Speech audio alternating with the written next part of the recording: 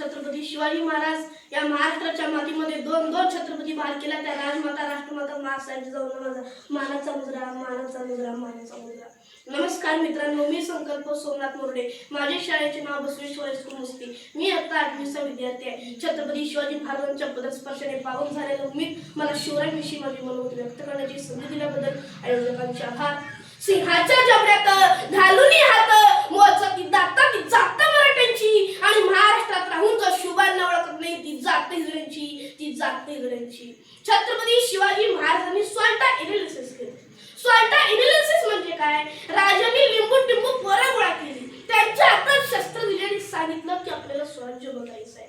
राजांनी कुठं चौकात बॅनर लावले का त्यांना की आज सैन्यात सैनिक भरायचे म्हणून? राजांनी कुठं ढोलताशे पडलेत का? नाही. राजांनी छोटी छोटी माणसे गोळा केली, त्यांच्या हातात तलवार दिल्या, शमशेर दिला आणि सांगितलं की आपल्याला स्वराज्य बघायचं आहे. दादांनो, राजे त्यांचे मावळे जंगलामध्ये विडदांडूचा खेळ खेळायचे.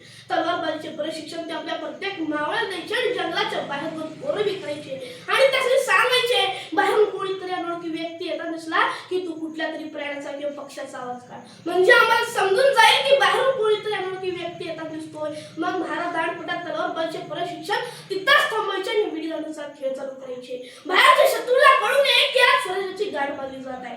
एकदा बाहेरून भैरची नाईक येत होते. भैरची नायकांना बघितलं जंगलाच्या बाहेर उभे केलेली दोन पोरांनी उभ्या चार्ज केला.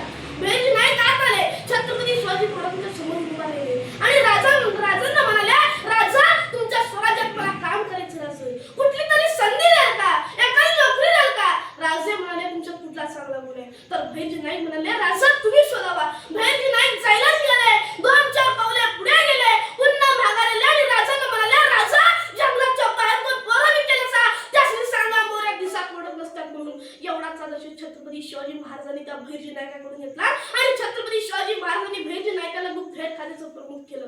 शत्रूच्या नाकातनं केस जरी काढून आणलं ना तर शत्रूला खबर लागत नव्हती. एवढा इतिहास त्या भैरजी नायकाबद्दल सांगितला जातो. भैरजी नायक म्हणजे स्वराज्याचा तिसरा डोळा होता. एकदा महाराज जंगलातून जत्रेला जात होते.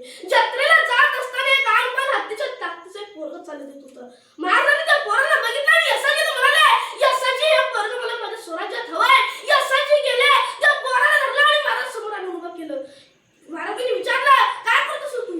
तर ती पोरगं म्हणाला, काय नाही जी, खातो पितो झोपतो. राजे म्हणाले, माझ्या स्वराज्यात काम करणार का? इथल्या रयतेसाठी काम करणार का? इथल्या जनतेसाठी काम करणार का? तर ते पोरगं म्हणाला, काय करावं लागेल जी? राजे म्हणाले, काय बी नाही, खायचं प्यायचं झोपायचं आणि कोण आलं की कापायचं, बस एवढंच काम करायचं. त्या मावळ्याचं नाव संभाजी कावजी कोंढाळ. महाराजांनी या मावळ्याचा उपयोग अफझल खानाच्या मुलावेळी केला. अफझल खानाचं वजन पण तेवढाच होता आणि संभाजी कावजी कोंढाळ वजनाने तेवढाच होता. म्हणजे कुस्तीत पहिलं उतरायचं म्हणलं की एका जुनी गटातले पैसे. तिथे महाराजांची बुद्धी वेग येते आणि छत्रपती शिवाजी महाराजांनी संभाजी कावजी कोंढाळला स्वतःचा अंगरक्षक नेमला. आणखीन एक गोष्ट सांगतो. एक 12 वर्षाचं पोरगं होतं राजस्थानमधलं. ते चुकून महाराष्ट्रात आलं आणि आल्याबरोबर म्हणाला की असं कोणी माणूस आहे, असा कोणी माणूस आहे जो उत्तम गाणं लिहितो, उत्तम कविता करतो, असा कोणी माणूस आहे जो लोक कल्याणकारी राजा आहे, मी कवी आहे, त्या माणसाला एकदा मला भेटायचं आहे. शेतकरी म्हणाला, आहे एक माणूस आहे. काय नाव त्या माणसाचं? बाबा त्या माणसाचं नाव शिवाजी राजा बरं का. शिवाजी राजा कुठं राहतो? राजा आमचा राजा स्वर्गात राहतो. स्वर्ग म्हणजे कुठं? बाबा आमच्या राजाचं घर रायगड, माझा राजा रायगडावरती राहतो बरं का. त्या 12 वर्षाचं पोरगं म्हणाला, एकदा फक्त महाराजांना पाहायचं आहे. कसा दिसतो राजा